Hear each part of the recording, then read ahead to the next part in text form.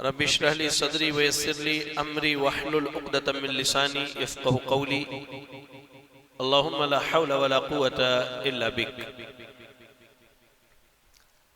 آپ تمام مرد و خواتین کا آج کے ہمارے اس اتوار کے خصوصی درس میں استقبال کرتے ہیں اور اللہ سے دعا کرتے ہیں کہ الہ العالمین جس طرح ہمیں یہاں اکٹھا ہونے کی توفیق دی، جنت الفردوس میں نبی اکرم صلی اللہ علیہ وسلم کے ساتھ ایسے ہی اکٹھا فرمانا، آمین۔ درس کا عنوان اعلان بھی ہوا اور آپ بورڈ پر بھی کئی جگہ پڑھیں کہ اللہ پر ایمان اور ایک عظیم واقعہ۔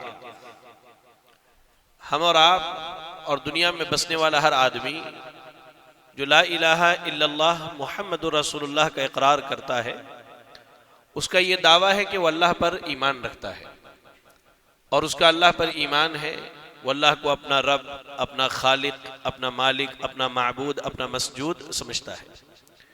لیکن یہاں ایک اہم چیز ہے جس کا عقیدے کے باب میں بہت اہم رول ہے اور بہت بڑی بنیاد ہے کہ اللہ پر جب ہم ایمان رکھتے ہیں تو اللہ پر ایمان رکھنے میں کتنی چیزیں شامل ہیں، یہ جاننا بہت ضروری ہے ہر آدمی کے لیے۔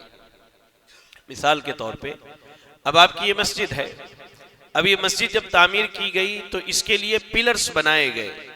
اگر پلرز کے اندر کمزوری پیدا ہو جائے تو عمارت زمین بوس ہو جائے گی، زمین میں ڈھہ جائے گی۔ ایسے ہی اللہ پر ایمان جن بنیادوں پر ہے، ان بنیادوں میں اگر کمی واقع ہو گئی یا ان بنیادوں میں ہم کمزور پڑ گئے تو ہمارا اللہ پر ایمان یا تو باقی نہیں ہوگا، یا ایمان بھی ہوگا تو ایسا ہوگا جو اللہ کو پسند نہیں، اللہ جسے قبول نہیں کرتا ہے۔ اللہ رب العالمین پر ایمان کے لیے چار باتوں کا جاننا ضروری ہے، اور اللہ پر جب ہم کہتے ہیں کہ ہمارا ایمان اللہ پر ہے تو چار چیزوں پر ایمان لانا ضروری ہے۔ یہ آپ سمجھ لیے کتنی چیزیں؟ چار چیزیں۔ کتنی چیزیں کہیے؟ چار چیزیں۔ اللہ پر جب ہم کہتے ہیں نا اللہ پر ایمان لائے، آمنت باللہ، میں اللہ پر ایمان لایا، تو اس میں چار چیزیں آپ کے ذہن میں ہونی چاہیے کہ میں چار اعتبار سے اللہ پر ایمان لایا۔ پہلی چیز یہ کہ اللہ کے وجود پر ایمان، کہ اللہ تعالی موجود ہے، اللہ کی ذات ہے۔ اللہ کی ذات کیسی ہے وہ اللہ کو معلوم ہے، اللہ کی ذات کیسی ہے وہ اللہ کو معلوم ہے، لیکن اللہ کی ذات ہے، اللہ کا وجود ہے، اللہ ہے، اس چیز پر ایمان رکھنا اور یقین رکھنا، یہ آپ سمجھ لیجئے۔ سب سے پہلی چیز جب ہم کہتے ہیں نا آمنت باللہ، میں اللہ پر ایمان لایا، تو پہلی بنیاد کیا ہوگی کہ اللہ کے وجود پر ایمان لایا جائے کہ اللہ تعالیٰ ہے، اور اس کی کئی دلائل ہیں۔ مثال کے طور پہ پہلی چیز تو اللہ نے ہر انسان کے، چاہے وہ دنیا کے کسی خطے میں، کسی گوشے میں، کسی کونے میں پیدا ہو، مرد ہو، عورت ہو، کسی رنگ اور نسل کا ہو، اللہ نے اس کی فطرت میں یہ بات رکھی ہے کہ وہ اللہ پر ایمان رکھتا ہے۔ وہ حدیث آپ کو معلوم ہی ہے، اللہ کے نبی صلی اللہ علیہ وسلم نے ارشاد فرمایا ما من مولود الا یولد علی الفطرہ، کہ زمین پر پیدا ہونے والا ہر بچہ فطرت اسلام پر پیدا ہوتا ہے، اس کے ماں باپ جو ہے اسے یہودی، عیسائی اور مجوسی بناتے ہیں۔ تو اللہ نے فطرت میں یہ بات رکھی ہے کہ آدمی اللہ کے وجود کا اقرار کرے۔ اچھا، آپ اس کو عقلی طور پر سمجھیے۔ ہم جب یہاں سے باہر نکلتے ہیں تو زمین کی رنگینی دیکھ کر کے طبیعت خوش ہو جاتی ہے۔ آج ہی صبح میں اور حافظ صاحب فجر کے بعد یہاں سے جب کمرے میں جا رہے تھے تو ادھر پیچھے وائر کے اوپر ایک خوبصورت گرین کلر کا پرندہ بیٹھا ہوا تھا۔ آپ یہاں باہر نکلے، مسجد کا چھوٹا سا ایک پارک ہے جس میں آپ کو کئی جانور، پرندے ملیں گے۔ باہر نکلیے، رنگا رنگ دنیا ملے گی۔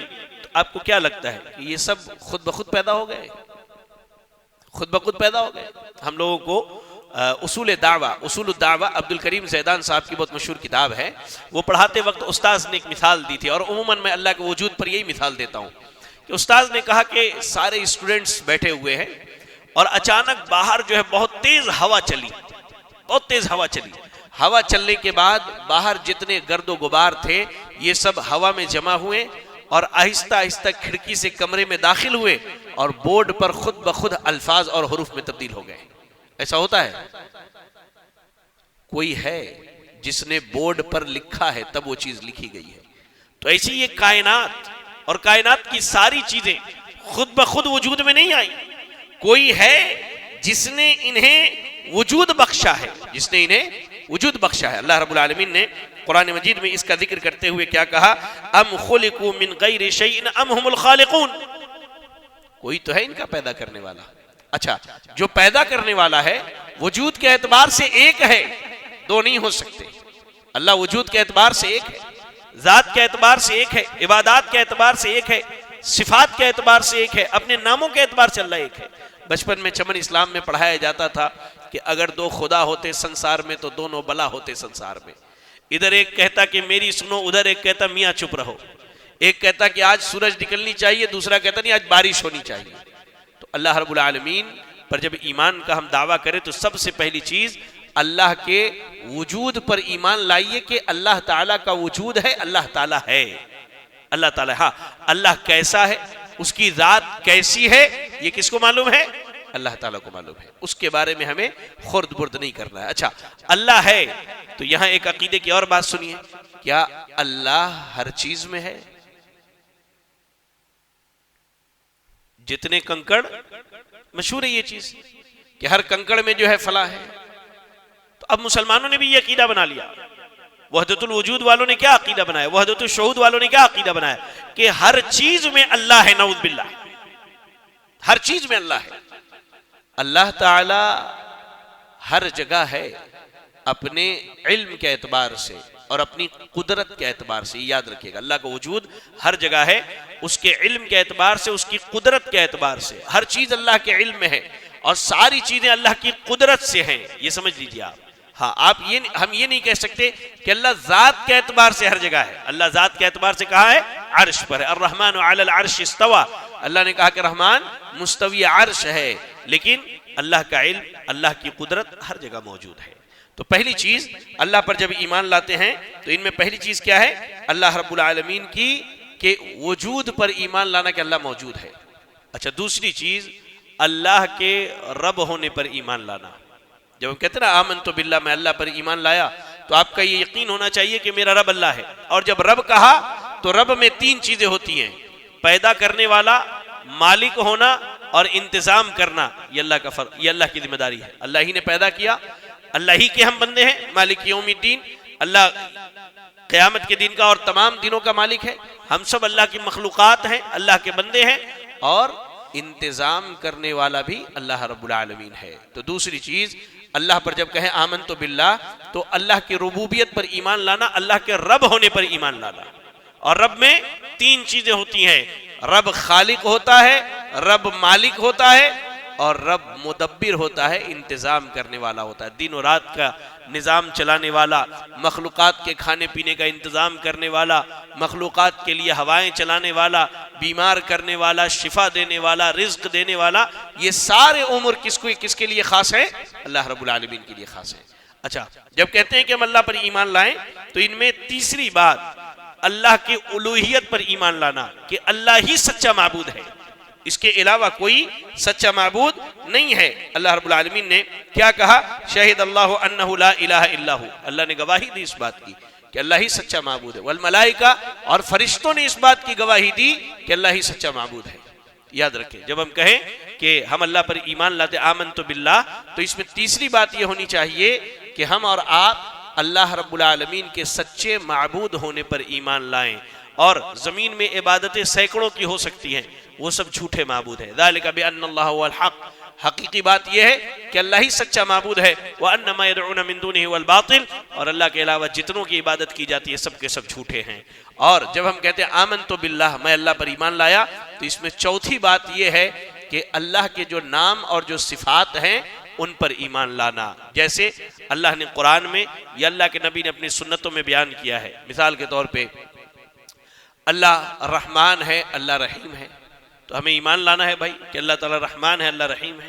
اللہ رؤوف ہے، اللہ ودود ہے، اللہ مؤمن ہے، اللہ مہیمن ہے، اللہ سلام ہے، تو یہ ایمان لانا ہے اللہ کے ناموں پر۔ اچھا، اللہ کے صفات میں اللہ کا ہاتھ ہے، اللہ کے قدم ہے، اللہ کی آنکھ ہے، اللہ کا چہرہ ہے، یہ قرآن و سنت سے ثابت ہے، یہ چیزیں ان پر بھی ایمان لانا ہے کہ یہ ہیں۔ لیکن جب اللہ کے اسماء اور صفات، اللہ کے نام اور صفتوں پر ایمان لائیں تو دو تین باتوں کا خیال کریں۔ پہلی چیز، وہ چیزیں ہیں لیکن وہ مخلوقات کی طرح نہیں ہے. جیسے ہم بھی سنتے ہیں اور اللہ بھی سنتا ہے کہ نہیں؟ ہم سنتے ہیں نا، اللہ بھی سنتا ہے. ہمارا سننا کیسا ہے؟ ایک حد ہے، 2 کلومیٹر 3 کلومیٹر 4 کلومیٹر تک سنتے ہیں، لیکن اللہ رب العالمین کا سننا لامحدود ہے. اللہ کے نبی صلی اللہ علیہ وسلم فرماتے، ایک صحیح حدیث ہے کہ تمام انسانیت اول سے آخر تک، آدم علیہ السلام سے لے کر قیامت تک پیدا ہونے والے تمام انسان اور تمام جنات ایک میدان میں جمع ہو جائے. ذرا دیکھیں اللہ کی عظمت، ایک میدان میں جمع ہو جائیں، سب ایک ساتھ مل کے اللہ کو پکارے تو اللہ ایک مرتبہ میں سب کی پکار بھی سنتا ہے اور اللہ سب کی ضروریات بھی پوری کر دیتا ہے. لیکن انسانوں کا سننا کیا ہے؟ ایک ساتھ نماز کے دوران پیچھے 5 بچے بات کرنے لگے تو امام صاحب کو ٹینشن ہو جاتا، پتہ نہیں وہ ہمارے بارے میں بات کر رہے، کیا کر رہے کیا نہیں کر رہے. لیکن پوری انسانیت ایک ساتھ اللہ کو پکارے تو اللہ سنتا ہے. تو اللہ کی جو صفات ہے، اللہ کے جو نام ہیں، پہلی چیز وہ انسانوں کی طرح نہیں ہے. دوسری چیز کیا ہے؟ ہم اس کی کیفیت بیان نہیں کر سکتے کہ ایسا ہاتھ ہے تو پتہ نہیں کیسا ہے، قدم ہے تو پتہ نہیں کیسا، چہرہ ہے تو کیسا نہیں. یہ کیفیت بیان نہیں کر سکتے، یہ کیفیت بیان نہیں کر سکتے. یہ بنیادی چیزیں عقیدے کے باب میں اصول ہیں، یاد رکھیے گا. اچھا، ہم یہ بھی نہیں کہہ سکتے کہ پتہ نہیں ہے بھی کہ نہیں ہے. نہیں ہے، اس لیے کہ اس پہ قرآن و حدیث میں دلیل ہے نا، دلیل ہے تو اس پر ایمان لانا ہے. تو یاد رکھیں یہ چیزیں کہ جب ہم کہتے ہیں آمنت باللہ، میں اللہ پر ایمان لایا، تو ان میں 4 چیزیں ہوتی ہیں. اللہ کے وجود پر ایمان لاتا ہوں، اللہ کے رب ہونے پر ایمان لاتا ہوں، اللہ کے سچے معبود ہونے پر ایمان لاتا ہوں، اور اللہ کے جو اچھے اچھے نام اور جو صفات اللہ نے قرآن میں اور اس کے نبی نے اپنی سنتوں میں بیان کی ہیں، ان سب پر ایمان لاتا ہوں، ویسے ہی جیسے ایمان لانے کا حق ہے. اب آپ نے ایمان لے آیا، اب ایمان لا لیا تو بھائی اس کا بدلہ کیا ہے؟ بدلہ تو ہونا چاہیے. قرآن جب پڑھیں گے تو سورہ فصلت پڑھیے آپ. سورہ فصلت، شیخ سورہ فصلت کا دوسرا نام، سورہ فصلت کا دوسرا نام ہاں سورہ زمر. ہاں، اس کا دوسرا نام سورہ زمر ہے. سورہ فصلت کا دوسرا نام کیا ہے؟ سورہ زمر. آیت نمبر 30، 31 اور 32، 30، 31، 32. ان 3 آیتوں کو پڑھیں گے تو جو لوگ اللہ پر ایمان لاتے ہیں اور ایمان لانے کے بعد جم جاتے ہیں، اللہ نے ان کے انعام اور بدلے کا تذکرہ کیا ہے. ہم نے ایمان کے بارے میں بتا دیا، اب اہم واقعہ کیا ہے اس واقعے کی طرف میں آپ کو لے کے چلتا ہوں.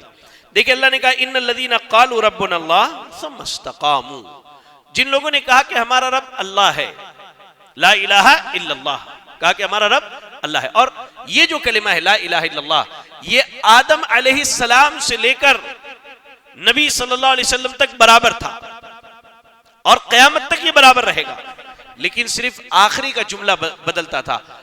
لا الہ الا اللہ نوح رسول اللہ، لا الہ الا اللہ ابراہیم رسول اللہ، لا الہ الا اللہ موسیٰ رسول اللہ، لا الہ الا اللہ عیسیٰ رسول اللہ، لا الہ الا اللہ محمد رسول اللہ. لیکن پہلا کلمہ جو ہے لا الہ الا اللہ، یہ ابتدائے اول سے ہے اور ہمیشہ یہی چیز باقی رہنے والی ہے، ہمیشہ. اور جو آخری ٹکڑا ہے یہ اس امت کا اعجاز ہے کہ یہ آخری ٹکڑا بھی قیامت تک باقی رہنے والا ہے. اللہ کے نبی کے بعد نہ کوئی نبی آنے والا ہے نہ کوئی رسول آنے والا ہے. کہا لا الہ الا اللہ کا جس نے اقرار کیا، ثم استقاموا، اس کے بعد ڈٹ گئے. ڈٹ جانے کا مطلب کیا ہے؟ جم جانا. یعنی ہم نے کہا کہ اللہ کے علاوہ کوئی سچا معبود نہیں، تو اب عبادت کسی اور کی نہیں ہو سکتی. اب جو کام اللہ کے لیے ہونا ہے وہ مخلوق میں کسی اور کے لیے نہیں ہو سکتی. کہا ثم استقاموا، پھر ڈٹ جائے. ڈٹ جانا، جم جانا. آپ دیکھیں کیسے ایمان پر کیسے جمنا چاہیے اور ڈٹنا چاہیے. اس کے تعلق سے میں آپ کو ایک واقعہ سناؤں. سورۃ البروج 30واں پارہ پڑھیں گے تو اللہ رب العالمین نے آیت نمبر 4 سے لے کر 8 تک میں کہا قتل اصحاب الاخدود النار ذات الوقود اذ هم علیہا قعود وهم على ما يفعلون بالمؤمنین شہود وما نقموا منهم الا يؤمنوا باللہ العزیز الحمید. اور اس واقعے کو آج کے تناظر میں لیجیے. آپ ملک کے حالات دیکھ رہے ہیں، آپ دنیا کے حالات دیکھ رہے ہیں. مسلمان کہیں محفوظ نہیں ہے الا ماشاء اللہ، نہ ان کا دین نہ ان کا ایمان.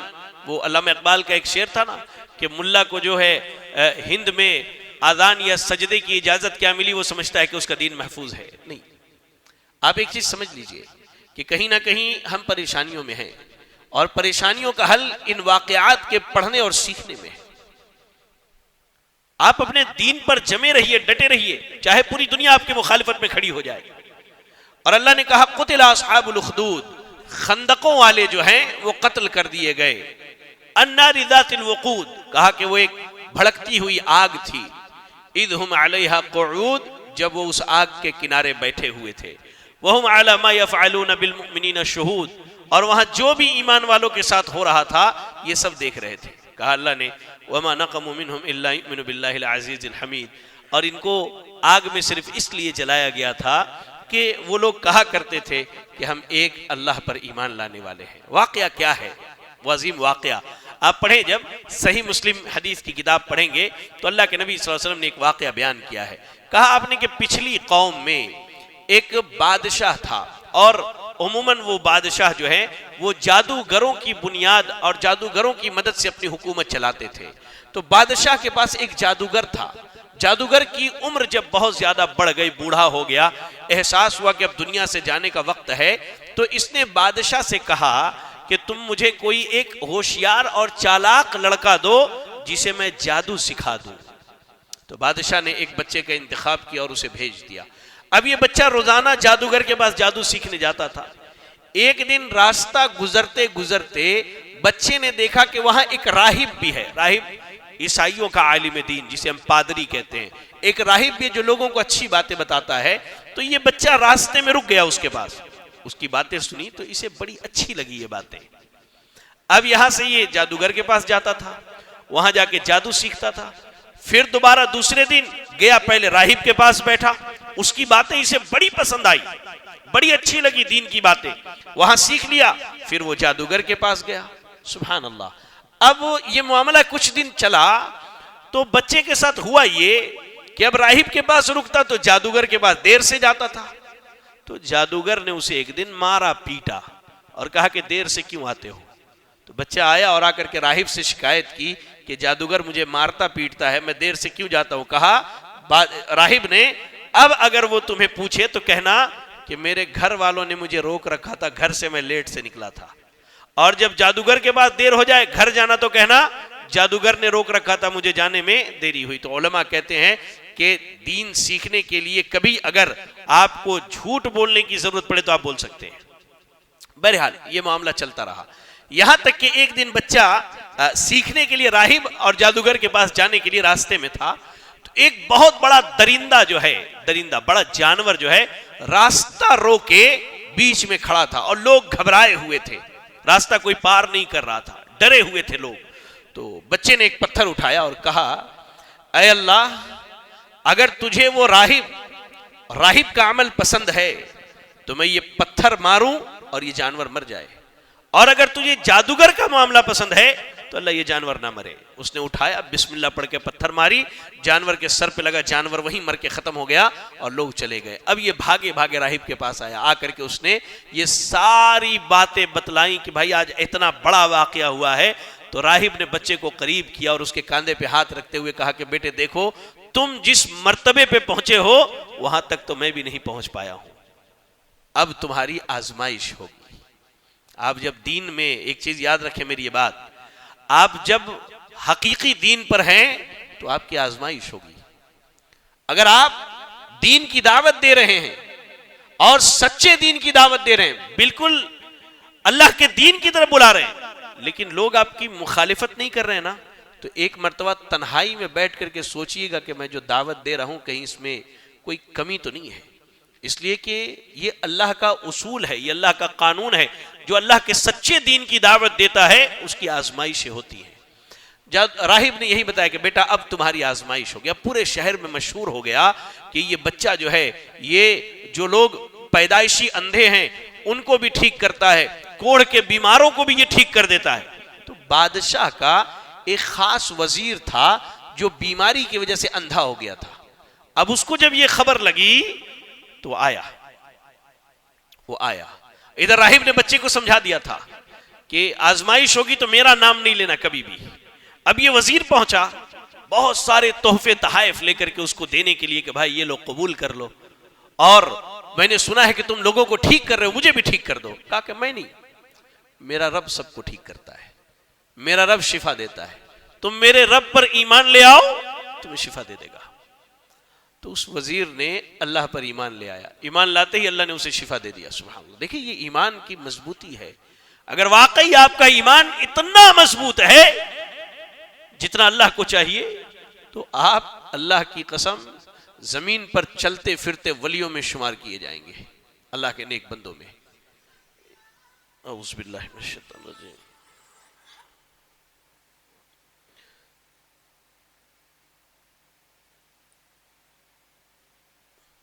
کہا کہ میرا رب شفا دیتا ہے، اس نے اللہ پر ایمان لایا اور اسے شفا ہو گئی۔ اب یہ بادشاہ کے دربار میں پہنچا تو بادشاہ نے اسے دیکھ کر کے پوچھا کہ بھائی تمہاری تو آنکھ کی روشنی چلی گئی تھی، اچانک آنکھ کی روشنی کہاں سے واپس آ گئی؟ یہ کہتا ہے کہ بھائی وہ جو بچہ ہے جسے تم نے بھیجا تھا، نہیں، یہ کہتا ہے کہ مجھے میرے رب نے شفا دیا ہے۔ کہا کہ تمہارے رب نے شفا دیا ہے؟ میں ہی تو تمہارا رب ہوں، میری ہی تو عبادت کرنی۔ کہا کہ نہیں، مجھے اس رب نے شفا دیا ہے جو تمہارا بھی رب ہے اور میرا بھی رب ہے۔ ایسے بتاؤ یہ معاملہ کیسے ہوا؟ جب اس وزیر کو مارا گیا، پیٹا گیا، تو اس نے اس بچے کا نام بتا دیا۔ بچہ آیا، آنے کے بعد اس سے پوچھا گیا کہ بھائی کیا بات ہے؟ تم ماشاءاللہ، بادشاہ کہہ رہا ہے کہ تم جادو میں اتنا بڑھ گئے ہو کہ اب تم لوگوں کو شفا دینے لگے ہو، لوگ تمہاری وجہ سے ٹھیک ہونے لگے ہیں۔ وہ کہتا ہے نا، یہ جادو وادو کا کمال نہیں ہے، یہ میں نے اللہ پر ایمان لایا ہے، یہ اس کا کمال ہے۔ کہا اللہ پر؟ کون اللہ؟ کہا وہی جو تیرا میرا اور ساری کائنات کا رب ہے۔ اب بچے پر ظلم و زیادتی ہوئی تو اس نے پتہ بتا دیا کہ مجھے فلاں راہب نے یہ ساری چیزیں سکھایا۔ اس راہب کو لایا گیا، لانے کے بعد اب ذرا سوچیں کہ آزمائشیں ہمارے ساتھ بھی ہوتی، کیا اس درجے کی آزمائش ہے؟ اللہ اکبر۔ اب وزیر کو لایا گیا اور کہا کہ تو اللہ پر ایمان سے پھر جا، جو تو نے لا الہ الا اللہ کا اقرار کیا ہے نا، اس سے پلٹ جا، چھوڑ دے اللہ کی عبادت، آ جا میری بندگی کی طرف۔ تو کہتا ہے وزیر نہ، ایمان کا میں نے مزہ چکھ لیا ہے، اور یہ جو مزہ ہے پوری دنیا مل کر کے اس مزے کو بدمزہ نہیں کر سکتی۔ حکم دیا، جلاد کو بلایا گیا اور اس کے سر کے بیچوں بیچ آری رکھ دی گئی، آری جسے کاٹتے ہیں لکڑی وغیرہ، اور آرے سے چیر دیا گیا اسے، اور وہ لا الہ الا اللہ پڑھتا رہا۔ اس کے بعد راہب کی باری آئی، راہب کو بھی یہی کہا کہ تم اللہ پر ایمان سے پلٹ جاؤ ورنہ تمہیں قتل کر دیا جائے گا۔ کہتا نا، میں نے اللہ پر ایمان لایا ہے اور میں اللہ سے جنت کی امید رکھتا ہوں۔ اللہ اکبر۔ کہا کہ ٹھیک ہے، آری اس کے بھی سر پہ رکھی گئی اور 2 ٹکڑوں میں چیر دیا گیا۔ اب ہمارا معاملہ کیا ہے؟ تھوڑی سی ایمان کی آزمائش ہو جائے تو ہم ایمان کی دہائیاں دینے لگتے ہیں، پتہ نہیں اللہ تعالیٰ کیوں ہمیں آزما رہا ہے، میں ہی ملا تھا اللہ کو آزمانے کے لیے۔ اور بعض بھائی تو شرک کے راستوں کو اختیار کر لیتے ہیں۔ معلوم ہے اللہ پر ایمان لایا تو رب اللہ ہے نا، اولاد دینے والا اللہ، اولاد لینے والا اللہ۔ اولادیں نہیں ہوتی، ان کی درگاہ، ان کے قبر، ارے میں ہماری رشتہ داری میں خاتون کو جانتا ہوں، اللہ نے ان کو اولاد نہیں دی، اللہ نے انہیں اولاد نہیں دی، میں دعا کرتا ہوں اللہ انہیں اولاد سے نواز دے۔ وہ کہتی ہیں کہ ملک ہندوستان کے مزار کی کوئی ایسی قبر نہیں ہے جہاں کی مٹی میں نے نہ چاٹی ہو اولاد کے لیے۔ یہ ہمارا ایمان ہے۔ نہیں ہوئی اولاد، نہیں ہوئی، اللہ کی مرضی، اللہ اولاد دے۔ ارے میرے بھائی، آپ سورۃ الکہف پڑھتے ہیں نا، میری بہنیں بھی پڑھتی ہوں گی، اللہ نے وہاں ایک آدمی کو اولاد دیا اور پھر خضر علیہ السلام کو حکم دیا کہ اس کی اولاد کو قتل کر دو۔ موسیٰ علیہ السلام پوچھتے ہیں قتلت نفسا زکیۃ بغیر نفس، بغیر کسی جرم کے اس بچے کو قتل کر دیا، کیوں ایسا؟ کہا تھا نا معاملات پر صبر نہیں کر پائیں گے۔ اللہ کی توفیق سے سیدنا خضر نے بتایا کہ اس بچے کے ماں باپ بڑے نیک ہیں اور اس کی محبت میں آ کر کے یہ کفر کر لیں گے، اس لیے اللہ نے کہا کہ اسے قتل کر دو۔ اولاد ہونے کے بعد آپ یہودی ہو جائیں، عیسائی ہو جائیں اور کافروں کی روش پر چلنے لگے، ویسے اولاد سے اولاد نہ ہونا اللہ کی بہت بڑی نعمت ہے۔ ہمارے یہاں ایمان کی تھوڑی سی آزمائش ہوتی ہے، ہمارا ایمان بک جاتا ہے، رتی کے بھاؤ بکتا ہے ہمارا ایمان۔ دیکھیں ان کو آرے سے سرعام 2 ٹکڑوں میں چیر دیا گیا، اللہ اکبر! کیا اتنی بڑی آزمائش آتی ہے ہمارے اوپر؟ معاملہ یہی ختم نہیں ہوا، اب باری ہے بچے کی۔ بادشاہ نے اپنے فوج کے کچھ افراد کو بلایا اور کہا کہ لے جاؤ اسے، لے جا کر کے پہاڑ پر چڑھنا، اگر یہ اللہ پر ایمان سے پھر جائے تو ٹھیک، ورنہ اسے پہاڑ سے پھینک دینا۔ بچے لے کر فوجی لے کر کے پہنچے، بچہ وہاں پہنچتا، یہ دعا یاد کر لیں، جب آپ کو دشمنوں کے شر سے ڈر لگے نا تو اس دعا کو پڑھ لیا کرنا، اللہ پر ایمان کے ساتھ اللہ تمہاری مدد کرنے والا۔ بچہ جب وہاں پہنچا تو بچہ کیا کہتا؟ اللہم اکفنیہم بما شئت، اللہم اکفنیہم بما شئت۔ اتنا کہنا تھا، پہاڑ پر لرزہ طاری ہوئی، یہ سارے فوجی گر کے مر گئے، بچہ صحیح سالم بادشاہ کے دربار میں پہنچ گیا۔ بادشاہ پوچھتا ہے تمہارے ساتھیوں کا کیا ہوا؟ کہتا وہ مارے گئے سب، اللہ نے میری حفاظت کی۔ پھر فوجیوں کے ایک ٹکڑے کو بلایا اور کہا کہ اسے لے جاؤ، سمندر میں لے کر کے جاؤ، اگر یہ اللہ پر ایمان سے پھر جائے تو ٹھیک، ورنہ اسے سمندر میں ڈبو دو، ڈبو کے مار دو اسے۔ یہ لے کر کے گئے، پھر بچہ وہی دعا کرتا، اللہم اکفنیہم بما شئت، اے اللہ ان کے شر سے تو ہی مجھے بچانے والا، اللہ تو ہی مجھے بچا۔ اتنا کہنا تھا، کشتی ڈوبی، یہ سارے مارے گئے، بچہ صحیح سالم بادشاہ کے دربار میں چلا آیا۔ بادشاہ حیران و پریشان ہے تو بچہ کہتا ہے کہ دیکھو تم مجھے ایسے قتل نہیں کر پاؤ گے، میں جیسے بتاتا ہوں ویسے قتل کرو۔ کہا کیسے کرنا ہے؟ کہا کہ پوری بستی میں اعلان کر دو کہ ایک بچے کو قتل کرنا ہے، سارے لوگ جمع ہو جائے، پھر سولی دینے کے لیے ایک لکڑی پر مجھے کھڑا کرو، میرے پاس جو تیر ہے اس ترکش سے ایک تیر نکالو، کمان میں ڈالو، اور مجھے وہ تیر مارتے ہوئے کہو بسم اللہ و رب الغلام، شروع اللہ کے نام سے، اس اللہ کے نام سے جو اس بچے کا رب ہے۔ بادشاہ نے یہی کام کیا، سارے لوگوں کو بلایا، بلانے کے بعد جو ہے بچے کو ایک لکڑی سے باندھ دیا گیا، ترکش سے تیر نکالا، سارے لوگ، اللہ نے کہا نا اذ ہم علیہا قعود، یہ سارے لوگ بیٹھ کر کے دیکھ رہے تھے ہو کیا رہا ہے، ہو کیا رہا ہے۔ اس نے اپنے ترکش سے تیر نکال کر کے دیا، بادشاہ نے تیر لیتے ہوئے بلند آواز سے چلایا بسم اللہ و رب الغلام، بسم اللہ و رب الغلام، اور اس کے بعد تیر مارا، بچے کی کنپٹی پہ لگی، ہاتھ رکھا، بچے کی موت ہو گئی۔ اب وہاں جو لوگ موجود تھے ان لوگوں نے کیا کہا؟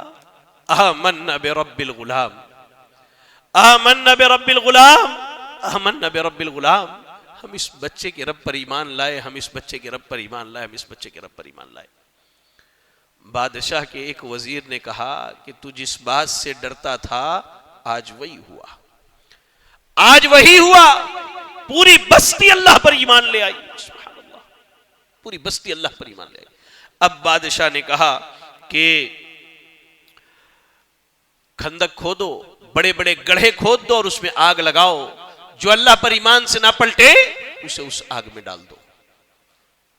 آگ لگائی گئی، دہکتی ہوئی آگ، یہ سارے آگ کے کنارے بیٹھے، ایک ایک کر کے بستی کے سارے افراد کو ڈال دیا گیا، یہاں تک کہ ایک عورت، غور سے سنو میرے بھائیو، اللہ نے ایمان کی دولت دی ہے، اللہ نے عقیدہ توحید کی دولت دی ہے، اس پر جمے رہو، ڈٹے رہو۔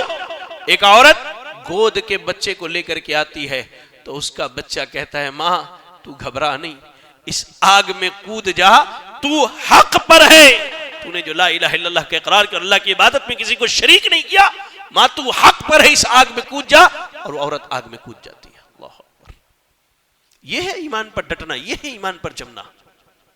اپنے ایمان کی فکر کریں، اللہ کی عظیم نعمتوں میں یہ ایمان ایک بہت بڑی نعمت ہے۔ اللہ نے کہا کہ جو لوگ کہیں کہ ہمارا رب اللہ ہے اور اس کے بعد ایمان پر ڈٹ جائیں، تتنزل علیہم الملائکہ، سنو، ایمان پر جمے ہیں، ڈٹے ہیں، کہا کہ فرشتے آپ کے پاس آتے ہیں، اللہ کی قسم، اللہ کا وعدہ ہے، یہ جھوٹا نہیں ہو سکتا۔ امام ابن کثیر رحمۃ اللہ علیہ فرماتے ہیں کہ انسان کے پاس فرشتے 3 مرتبہ آتے ہیں، ایک مرتبہ اس کی موت کے وقت، دوسری مرتبہ اس کی قبر میں، اور تیسری مرتبہ میدان محشر میں اس کے ساتھ اس کے پاس آئیں گے۔ کہا کیا کہتے ہیں فرشتے؟ اللہ تخافوا ولا تحزنوا، اللہ پر ایمان لایا تھا، خاندان والوں نے بائی کاٹ کر دیا، رشتہ داروں نے تعلق توڑ دیا، سماجی بائی کاٹ تمہارا ہو گیا، کہا اللہ تخافوا، اللہ تخافوا، آگے کیا ہوگا اس کے بارے میں ڈرنے کی ضرورت نہیں۔ ارے تم نے اللہ پر ایمان لایا، دنیا کی سب سے عظیم نعمت اللہ نے تم کو دی ہے، کہ اللہ تخافوا، آگے کیا ہوگا قبر میں جانے کے بعد اس کے بارے میں نہ ڈرو، ولا تحزنوا، اور اپنے پیچھے اپنے بیوی بچوں کو جو چھوڑ کے جا رہے ہو، جو اللہ پر ایمان رکھتے ہیں، سارا سماج تمہارا دشمن بنا ہے، ان کے بارے میں غمگین بھی ہونے کی ضرورت نہیں، جو رب تمہارا ہے وہی رب ان کا بھی ہے۔ کہا ولا تحزنوا، ان کے بارے میں غمگین نہ ہو، اور کہا وابشروا بالجنہ، دنیا سے جانے سے پہلے پہلے جنت کی خوشخبری سنائی جاتی ہے۔ کیا اس عورت کے بارے میں نہیں سنا؟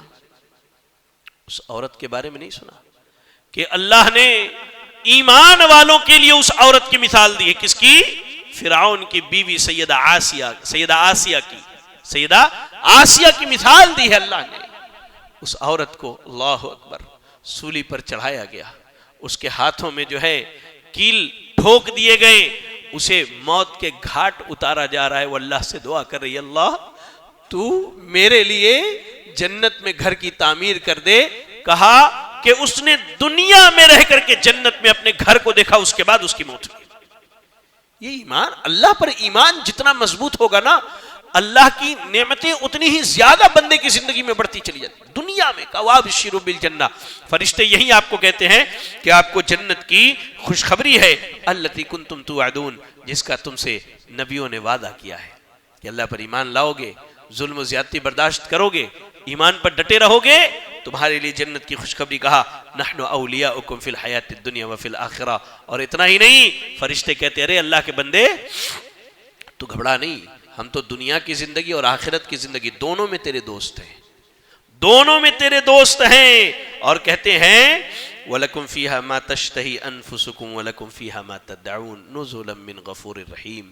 کہا کہ گھبراؤ نہیں، جنت میں تم کو جو چاہیے، جو تمہاری خواہش ہوگی نا، اللہ وہ ساری نعمتیں تمہیں دے گا۔ اللہ اکبر، اللہ اکبر۔ یہ عقیدہ توحید، یہ اللہ پر ایمان اور ایمان پر ڈٹ جانا اور جم جانا، اور اس کے بعد یہ جنت کی قیمتی بیش بہا نعمتیں۔ کہا کہ وَلَكُمْ فِيهَا مَا تَشْتَهِي أَنفُسُكُمْ، تمہارے دل میں جو خواہش ہوگی ان ساری خواہشات کو اللہ پورا کرے گا۔ وَلَكُمْ فِيهَا مَا تَدَّعُونَ، اور وہ ساری نعمتیں ملے گی جو تم اللہ سے مانگو گے۔ اور میں کیا کہوں اس سے زیادہ کہ جنت کی دو نعمتیں ایسی ہیں، اللہ کی قسم، اگر بندے کو دنیا کی ساری نعمتیں دے دی جائے پھر بھی ان نعمتوں کا مقابلہ نہیں کر سکتی۔ اور یہ دونوں نعمتیں صرف اور صرف اللہ اور اس کے رسول پر ایمان لانے کے عوض میں، عقیدہ توحید کی عوض میں اللہ رب العالمین عطا کرے گا۔ پہلی نعمت، اللہ تعالیٰ جنتیوں کو بلائے گا، بلا کے کہے گا اے میرے بندو اتریدون شیئا ازیدکم، اور کچھ چاہیے؟ اتنی نعمتیں ملنے کے بعد تو بندے کہیں گے الم تبیض وجوہنا، اللہ گناہوں کی وجہ سے چہرے سیاہ ہو گئے تھے، اللہ تو نے ہمارے چہروں کو روشن کیا، ہمیں گناہوں سے پاک کیا، جنت کی اتنی اعلیٰ نعمتیں دی، اللہ اور کیا چاہیے؟ اللہ تعالیٰ کہے گا میرے بندو، اللہ کے نبی کا فیکشف الحجاب، اللہ نور کے پردے ہٹائے گا اور جنتی اللہ کے چہرے کا دیدار کریں گے۔ اللہ اکبر، اللہ اکبر۔ اللہ کے نبی کہتے کہ اس سے عظیم نعمت اور کچھ نہ ہوگی، اس سے عظیم نعمت کچھ نہ ہوگی۔ اور ایک دوسری حدیث میں یہ کہ اللہ جنتیوں سے کہے گا جاؤ، میں آج سے تم سے راضی ہو گیا، تم پر کبھی غضبناک نہیں ہوں گا۔ یہ دو نعمتیں جنت میں جو ملنے والی، اس کا مقابلہ ساری دنیا اور دنیا کی ساری نعمتیں مل کر کے نہیں کر سکتی۔ اللہ اکبر۔